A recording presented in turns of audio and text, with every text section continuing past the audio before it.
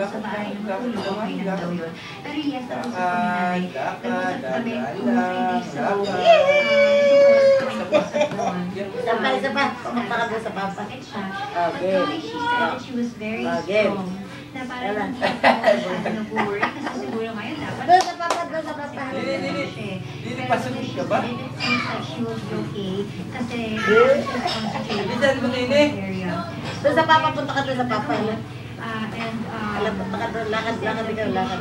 so not to worry about it. Lakad! So, Mark, lakad. hindi lang kay Senator Mariam. Lakad ka, lakad.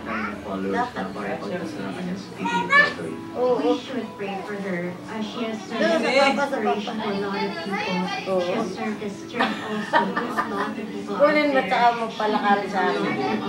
Then we should pray for her and Oo. with her strength, I'm very sure with God, she will be okay. Oh, lakad. Lakad na, lakad.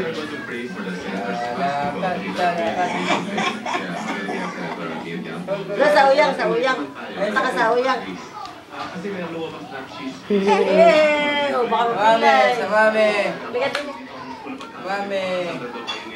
Bigat na, yung daling katawan ng puta. Mga isang buwan pa yan, nakakalakad. Very sensitive matter like what I said. I'm sure you could Doon sa papa. special sa akin or something. In fairness, if answer shouldn't be sa akin. Wala, lakad sa mami. Tawagan na natin siya. Lakad na. 1, 2, 3, 4. About marriage, it's a very serious. Galing! This is a very sensitive side about my Galing!